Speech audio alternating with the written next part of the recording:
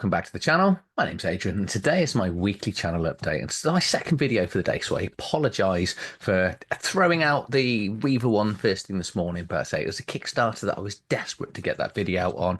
There is early pledges there, so go and jump on it, go and have a look at that video. So weekly update, and what's that mean? So this is where I'll look at the games I've played over the week, the games I bought this week, and more importantly, a talking point or discussion point. Today's video is called Mechanics I Hate. So I'm going to be looking at 6 different game mechanics that are sort of included in role-playing games or systems that I really dislike playing. So stick around.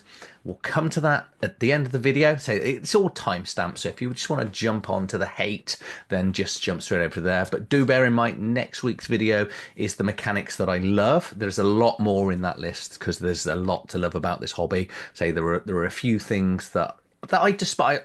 I will still.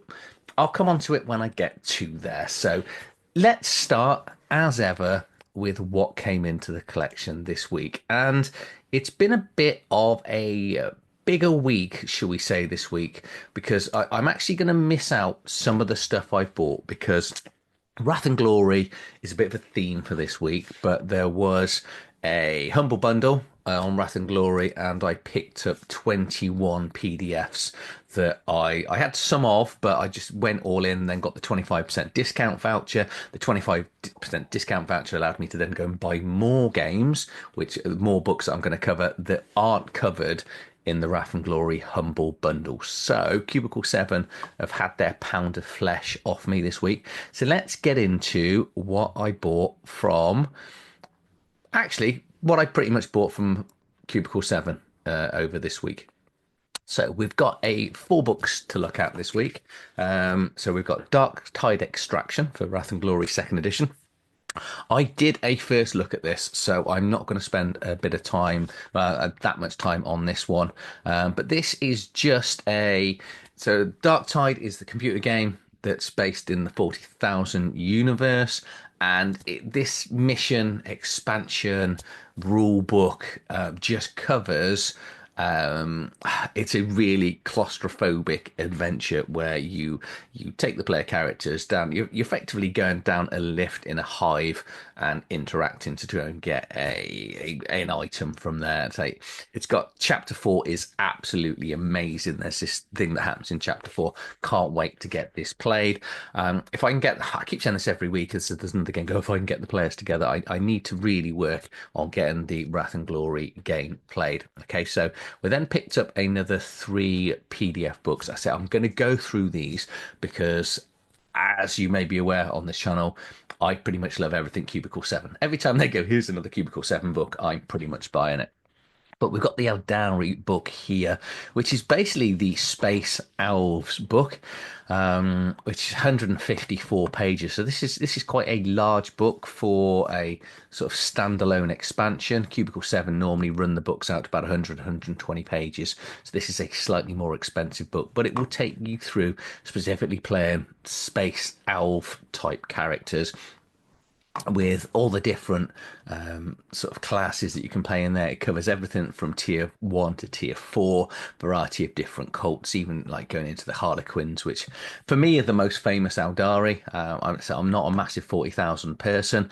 Love the lore, love the world, haven't read enough about it, hence the reason I just keep picking up these books, buying more and more of it. I wish I could paint. I wish I had the time to paint, and I wish I had someone to play 40,000. Well, I don't, because I'd probably just give up role playing and just play 40,000 all the time. It just looks absolutely amazing. So this is your book with, say, this is just absolutely ram-packed in here. The next book I picked up then is Demons and Heretics Threat Assessment. So this is a monster manual for demons and heretics, again in 40,000 for Wrath and Glory, and it's got loads of that Tzench, Nurgle, Khorne, and Slaanesh, and some big, huge mofo type creatures for my players to try let's try to kill, because so it's got your basic cultists and stuff, that lower level things in here, but it then just builds up to like your chaos warriors, and your big sort of terminators and all that. It's such a good book. I say this all the time on this channel and to other people. Monster manuals, bestiaries, these sort of books are very influential for me for running one shots, running campaigns, because you buy these books and you'll just look through it and you'll go, okay, you're not going to throw a load of change at people, but obviously there'll be something like this, say a changeling or whatever it may be, and you would just build an encounter, an adventure around something that looks really interesting. And I do it a lot with all these. And you go, here you go. Why not? Great unclean one. So the artwork, as always at Cubicle 7, is absolutely amazing. But this is possibly my favorite of all the sort of expansiony type books. And again, I will do a full go through here and the bestiary of what's included in the Demons and Heretics. And then the final one that I bought is Vow of Absolution, which really ramps the game up because if you've played Wrath and Glory first or second edition, actually, I don't know whether first did, so let's just say with second, the player characters can play a tier one creature, which is, like a basic human, sort of low level power, all the way up to tier four, which is Space Marine level, sort of like your hardcore. Really, you're going to fight harder creatures, so it just levels up the sort of role playing game. And this allows you to go to tier five. I haven't even looked at this book yet, say because I picked up another 20 odd PDFs for Wrath and Glory, including these, and trying to get sort of everything done. I kind of need to quit my job. That's what I need. So maybe I should start a membership, and everyone can then pay me an amount of money on a weekly basis, and then I can start actually reviewing books and doing books, just spend all day reading and going through stuff and uploading videos of the amazing stuff that's out there. So that's basically what came into my collection this week. It was, in essence, I think it's 23, maybe 24 Wrath and Glory books, which gives me a lot to go with, let's say, all the Warhammer books that we've still got in there. So I've got a lot to get through. So I want to show off all the books and how much I enjoy looking at them and going through them. So, and also it gives you a chance to have a look at whether you think it's worthwhile. Playing this week, played 4 different games. So my usual Thursday night now, Down Darker Tales with my porn star sounding name Deputy, Blaze Nash.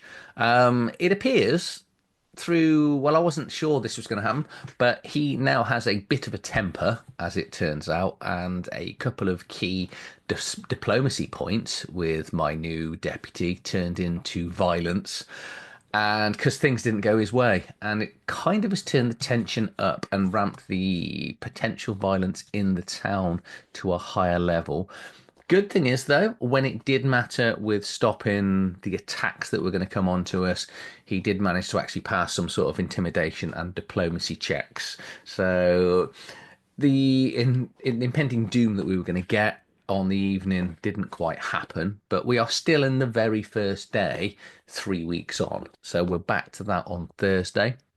Friday night with Infinite Monkey Tales, we're carrying on with Pulp Cthulhu. And what happened in Pulp Cthulhu? I don't want to talk about this one because it is recorded, and say at some stage it's going to go on YouTube. I'm being told it's going to go. It is coming.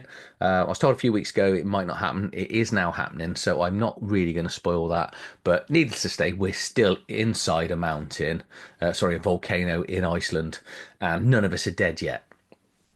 Out of the 5 party members, I think 3 are pretty much permanently insane now. My character is still past every single insanity check, so I'm absolutely fine. I'm rock solid.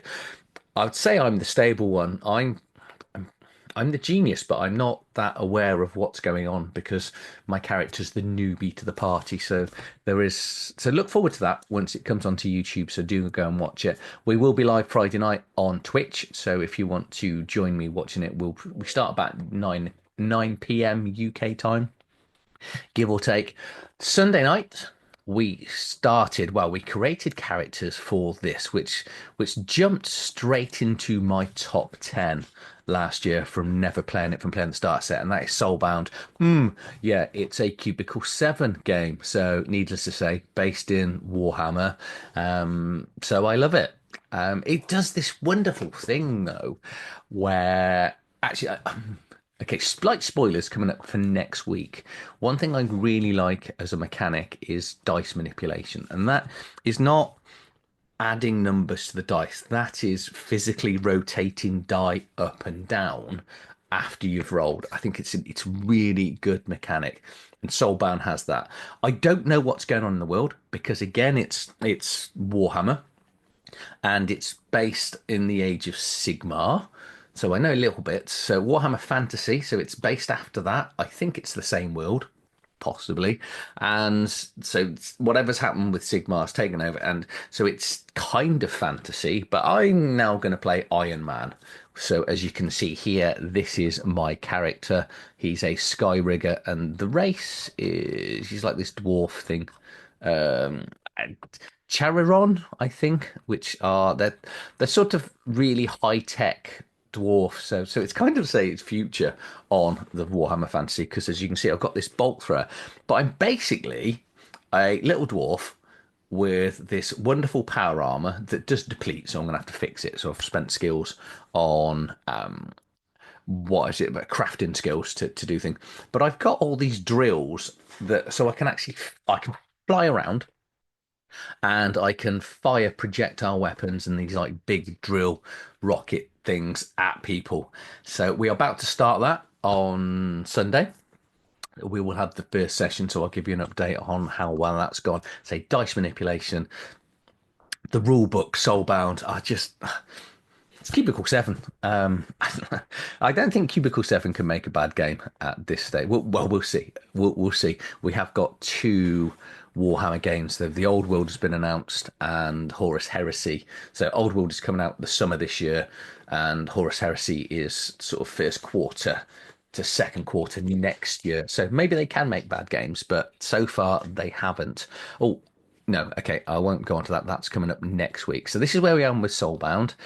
And then finally, on Tuesday nights, yesterday, we played Pathfinder. So we're carrying on with the Pathfinder campaign. And I've kind of, we sort of finished the sort of session. And we all sort of had the same sort of feeling that maybe Pathfinder, the revised edition, isn't for us.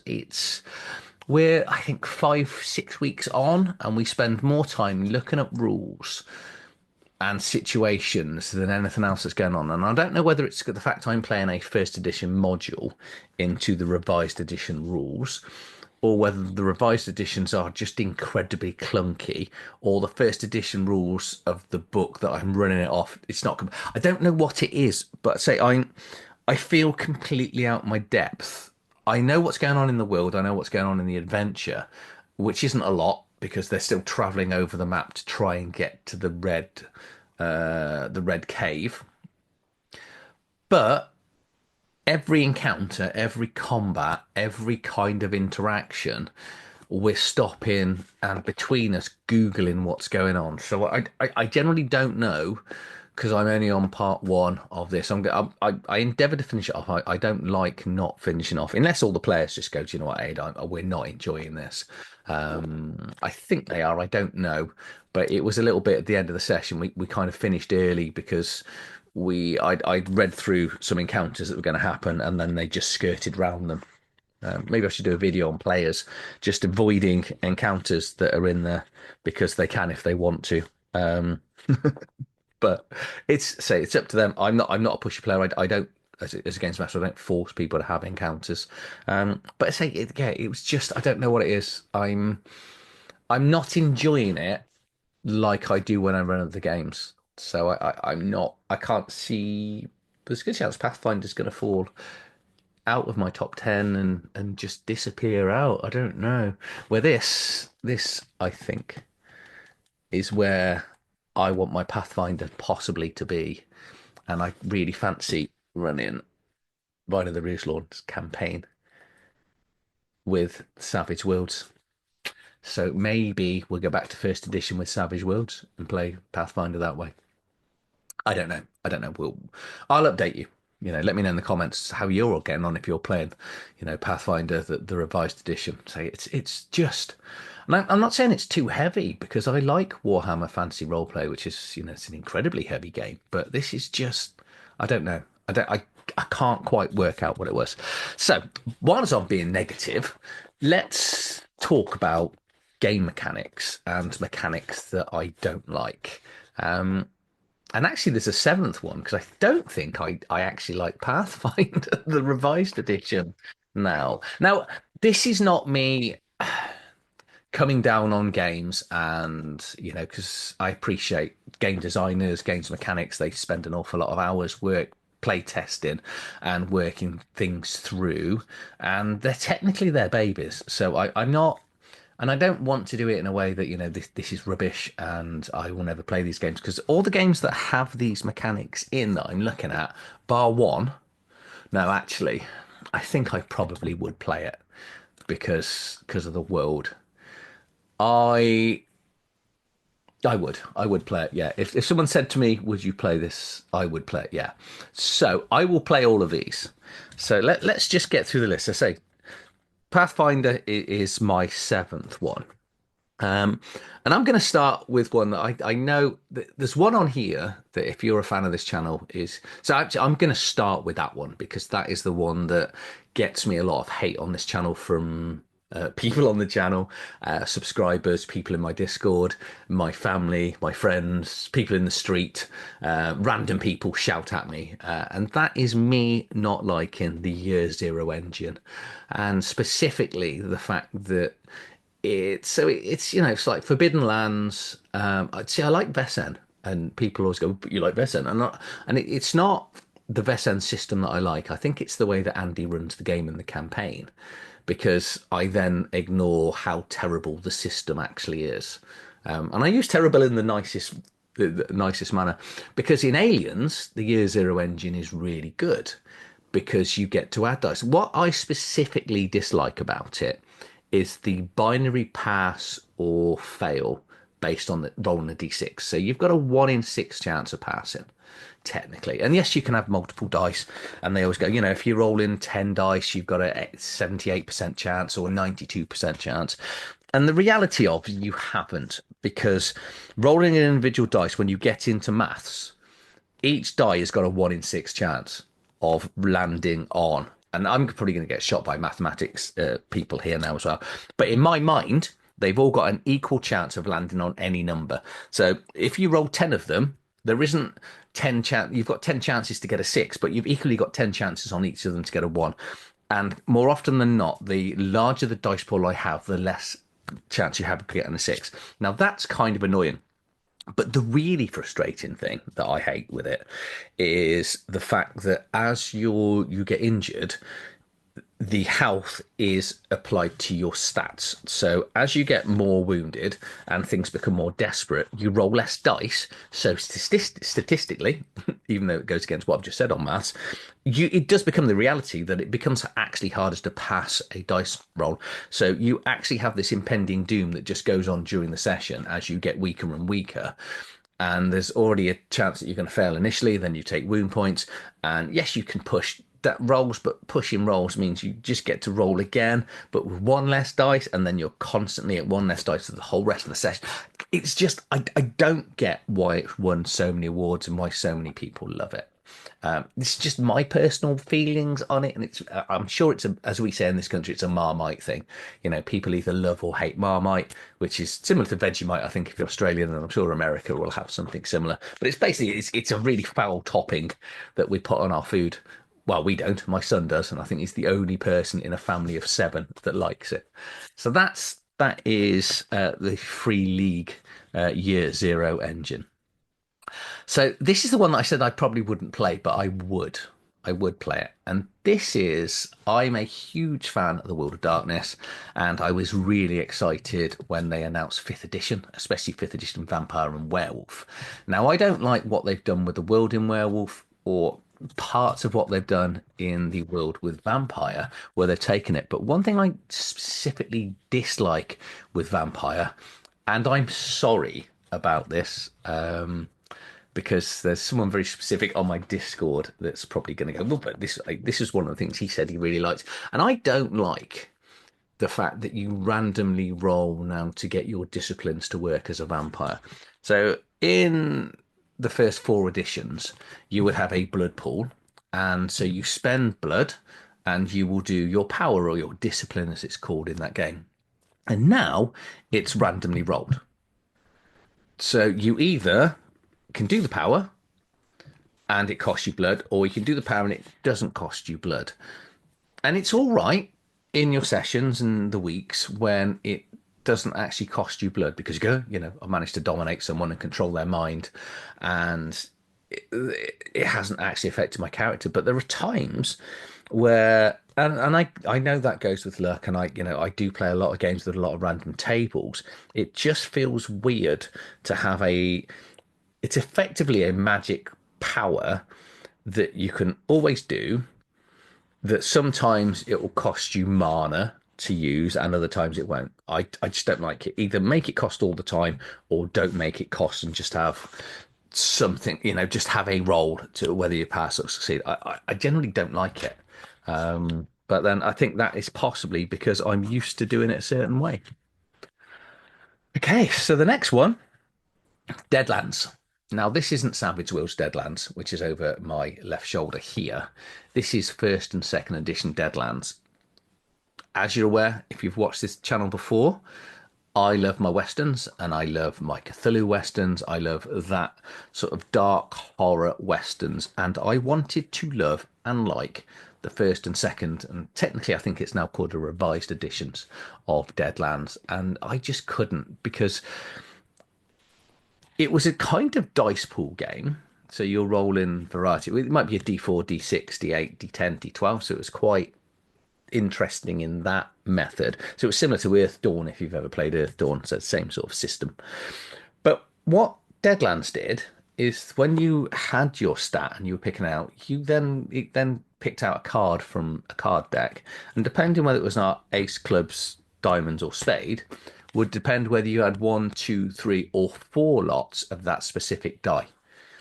So it just led to characters being really under and overpowered, totally imbalanced, and led to the NPCs having very similar. Because as much as players go, it's nice to have a different or variety of power sets within player characters.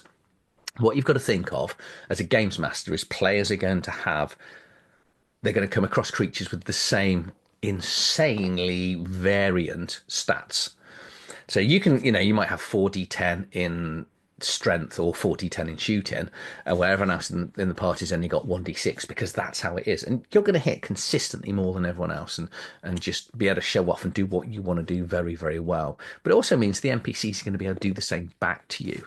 And it just would have been, it just felt very unneeded to have not only such a variety of different die to roll for a player, but the multiples then just be utterly random because it all depended on the card. I just didn't like it, and that is Deadlands.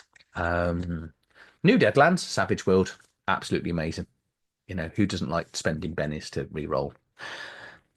Okay, so we're down to, I've got three more to go through, and I'm going to go with hit points, specifically modern day hit points. So one of the Star Wars games that I should have liked, because my favorite edition of Dungeons and Dragons currently is 3.5, which is why I like Pathfinder, which is why I then thought I'd progress into Pathfinder, the latest edition, because it's 3.5 to what we grew up on. That's what well, not grew up on, but that's what I spent more of my time playing. And then Star Wars came out, and then they brought out third edition modern, D&D D20 modern, I think it was called. And bizarrely, hit points do not work in a modern or science fiction environment. They don't overly work all the time with normal weapons, and as characters level up, the inability to do additional damage doesn't actually improve with it. So what I mean is, level one to sort of level four characters, you may have 6 to 10 hit points, maybe up to 20 or 30 as you get to like third or fourth level. And if someone's attacking you with a sword, their strength bonus is going to go up. So they're going to tend to do more damage, and they may have feats that run alongside that to do more damage as well, or they'll have more attacks. But with projectile weapons, so specifically guns and laser blasters and things like that for in Star Wars, the damage is static. So as a player goes up in levels, it takes more and more time to actually kill them with the same gun that at first and second level was deadly. At fifth, sixth level, they can take four, five, six hits, and it doesn't matter. And because you are as good with one hit point as you are with 1,000 hit points, it makes no difference from a game mechanic point of view. I found that having science fiction or modern day versions of D20, I'm even the same with there's the modern version of fifth edition, and I suddenly can't think what it's called, but that I felt was exactly the same. It had the Rambo expansion, the Highlander expansion. There's all those. We played that, and I was like, do you know what? I don't like this. It's say unrealistic is the wrong thing to say because role playing based on hit points is unrealistic. But when you are shooting people with laser pistols and shotguns, and they can just brush it off and carry on going. I don't know why. I think it's probably why when I play other games and modern adaptations of fifth edition, I quite like it when the writers cap it at 10th level because you still don't have, beyond 10th level, when you're getting into hundreds of hit points, it can be obnoxious to try and even kill the players. They just become superheroes, march through everything. Or you have to throw something up with the equivalent amount of hit points, and combat takes 3 to 4 hours. It's just, I don't like it. I don't want to be spending my evening on one combat, because everyone's got too much hit points, and you haven't done any additional damage because the damage doesn't increase with the hit points. So that's my issue with hit points. So last two we've got. I don't overly like, and this one's a minor gripe, and it again doesn't affect me ever playing games, but I'm not a level-based increase person.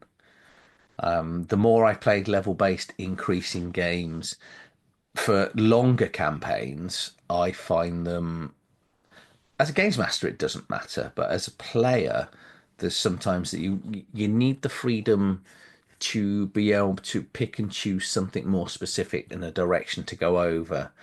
Fifth edition isn't too bad because you can multitask. Sorry, you can multi-level. But the problem with fifth edition, I think now in the Reddit world and YouTube, which is ironic because I've got a YouTube channel, that people then will tell you how to sort of make the most powerful character classes and everything else that goes on there. So again, that links into the last point on hit points.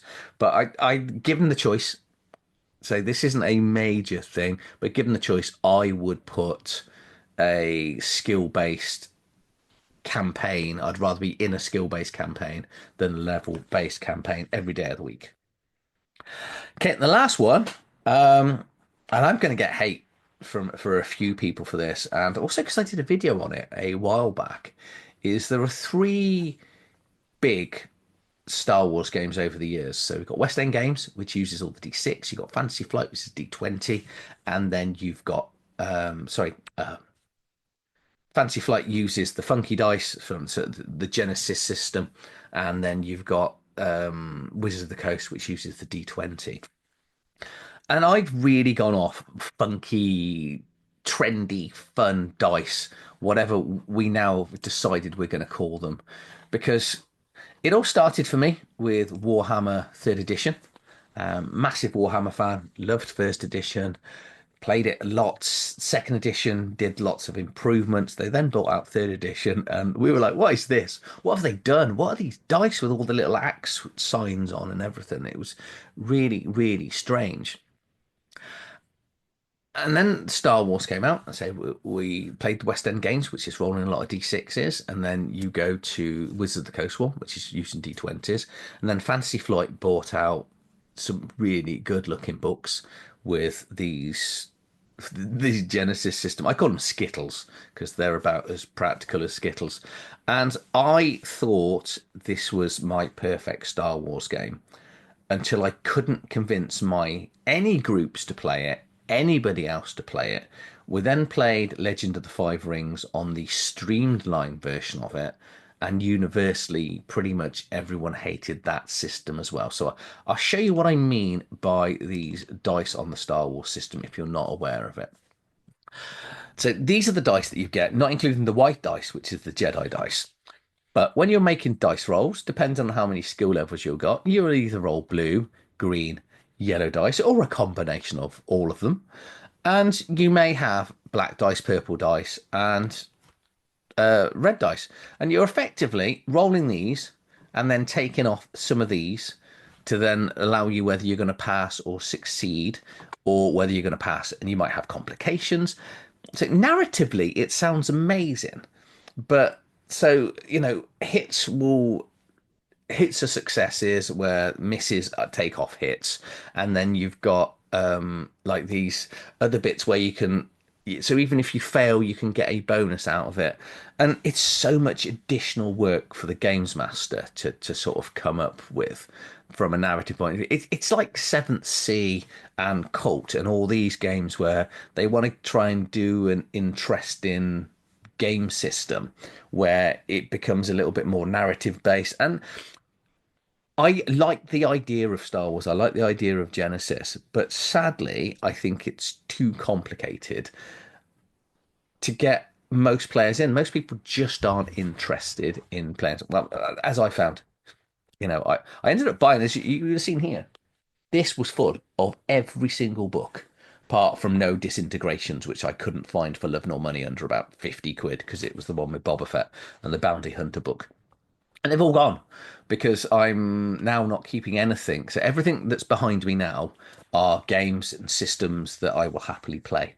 So those are the mechanics that I dislike. Let me know in the comments down below. Don't give me hate, please, just because I've said that I dislike something that you may like. But by all means, explain to me what I'm missing. Am I missing the point of Star Wars?